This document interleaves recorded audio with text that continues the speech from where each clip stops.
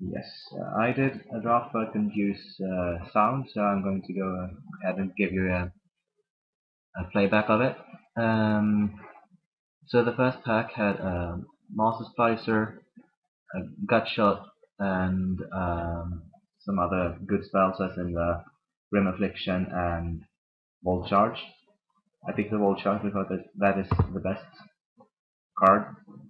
And next pack presents me with a Shrine of Burning Rage, which I think is one of the best shrines. The white and the red ones are really good in limited and in to some extent in constructed. Other cards were the Pristine Talisman and Artillerized, but the Shrine is by far, in my opinion, better. The best card of those. And then we get a second Volt Charge. I see no reason not to take it. I would like to pick up a Wellsprings, but Volt Charge is Volt Charge.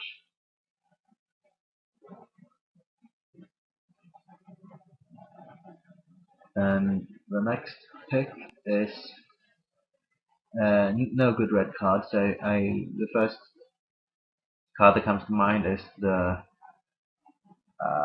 Fire, but then I see the Remember the Fallen, and the Remember the Fallen is really good.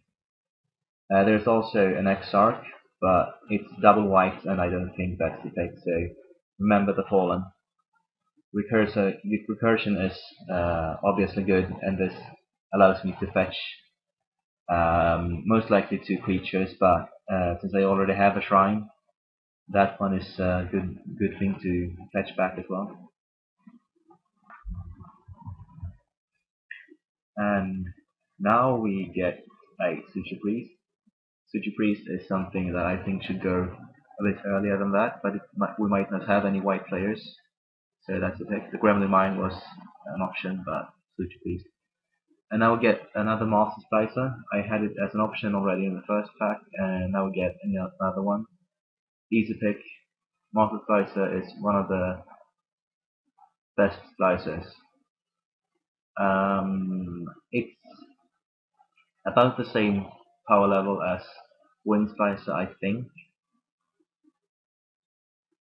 but most definitely it's a good one. Follow it up by a Sensor Splicer.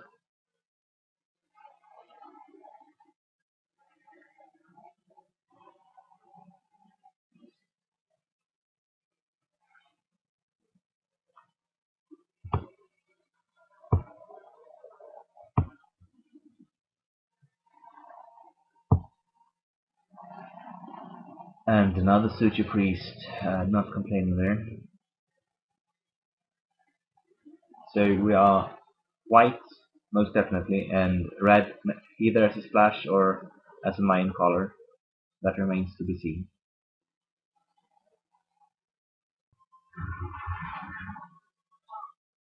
Our first track comes back to us, and there is still a gut shot in it. I'm happy to take that. Next up, we have some. The two best cards are two off-color cards, I think, but the Loxodon Convert is definitely good enough to take. And finally, we get piece of Artifact Destruction in this first destruction.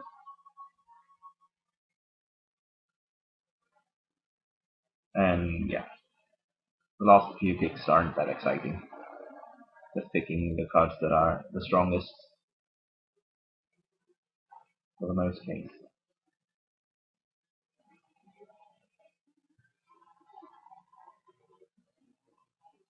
Nothing for us, really, so I take the uncommon.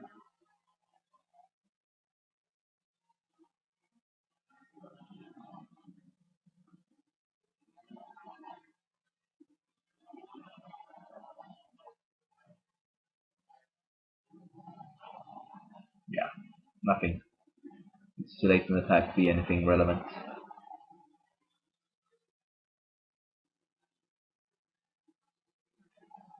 So the first pack was okay. Not too exciting, but not that bad either. Now the first pick in the second pack is a choice between a Plague Mirror or taking something off collar, and the Anatomist is so good that I'm going to take that rather than taking the Mirror.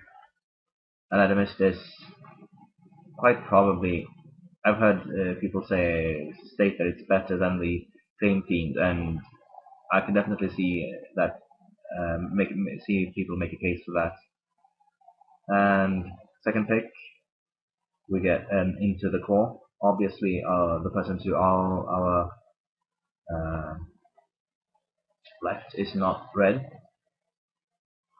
and I'm happy to take as many Into the Cores as people would ever send me.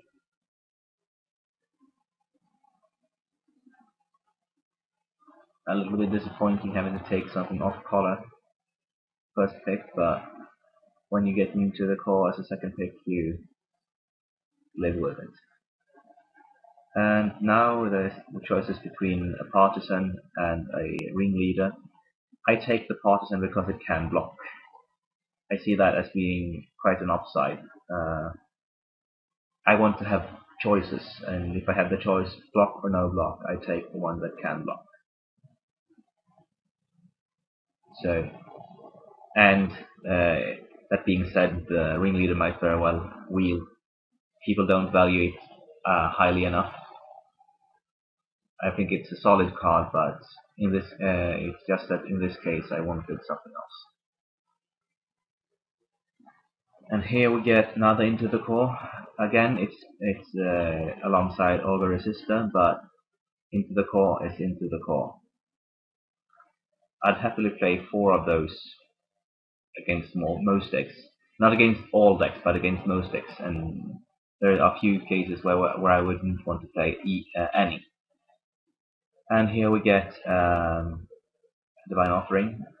There's also another Partisan. There's a Flare Husk and -1 to attackers. But yeah, I'm happy. Goblin War Raider, what's his name is. Solid pick. As is, I have more white spells. I think. Yeah, it's as many white as red spells, but the red ones are double and the white ones are single in their mana cost. And here there's expensive stuff. Rhino, which won't be metal crafted, Hexblade, and some other stuff, but I take the Banishment Decree. I might play that, not very likely, but I might. So follow that up with a Ringleader,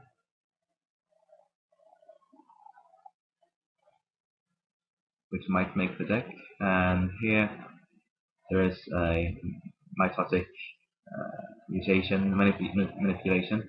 I need one for my redemption set, so the rest weren't anything to care about. So just sticking to the best card.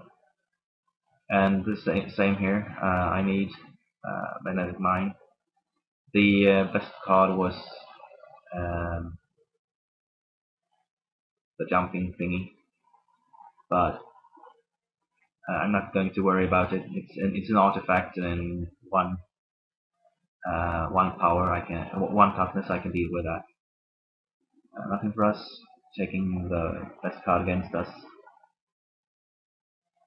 Lots of training grounds running around. So yeah, and that second Partisan, I'm happy with that. I'd play 2. I'm not going to say that I'm sorry to see 2 in my deck. As I said, it's a very solid 5 mana drop. And we open a Hellkite, Steel Hellkite. I'm taking that. There's an Arc Trail, but it's not as good as a Steel Hellkite. There's also a Grasp of Darkness. But Steel Hellkite deals with anything. It's a finisher.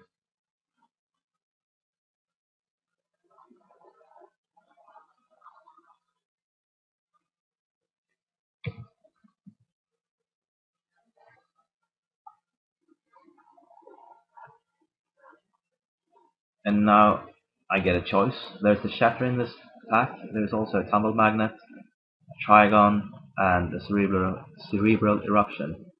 Um,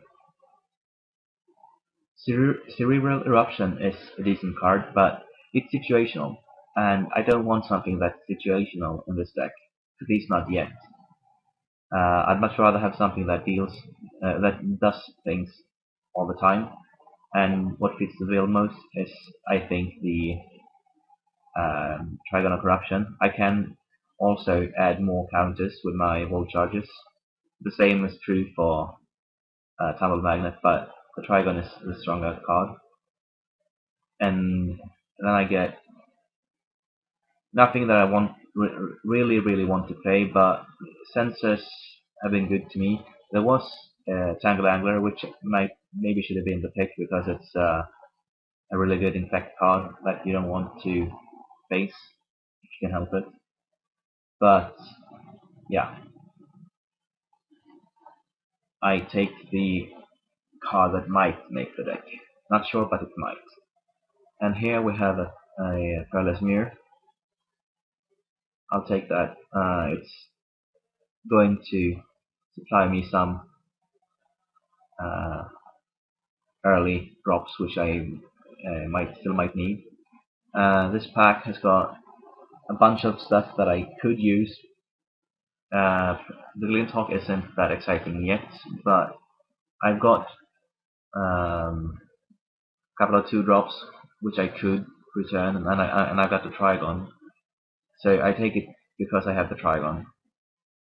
Resetting a Trigon is nice to do. Voltrak Replica together with another sensor and the Fenix Spellbomb, but I feel that I need some creatures. Fragile as they might be, you need those to win.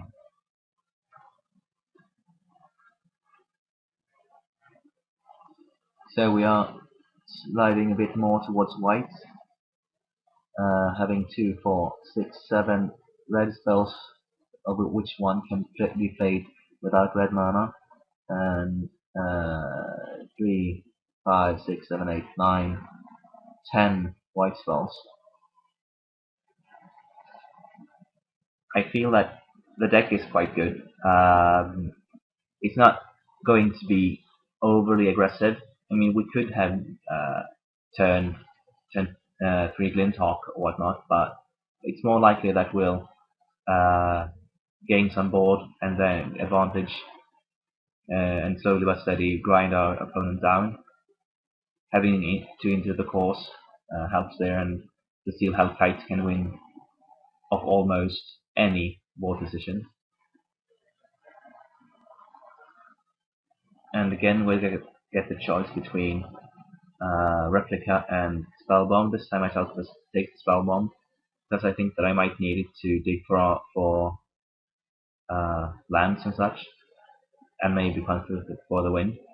Another Replica, but there is an Accorder Shield, and on the off chance that I get Glinthawk plus Accorder Shield, I take it, as well as giving my creatures some boost in toughness, because I have the splicers. You want to increase the toughness, and yeah, the last picks aren't that exciting. Random stuff to which the best card in each pack, which will not be in our colors or played in our deck.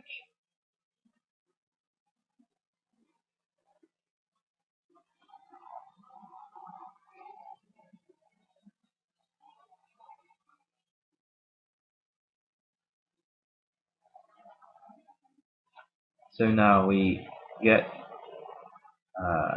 Gutshot. We start off with by adding just the cards that I'd like to play or that I wouldn't mind playing, and we get a bit too many cards.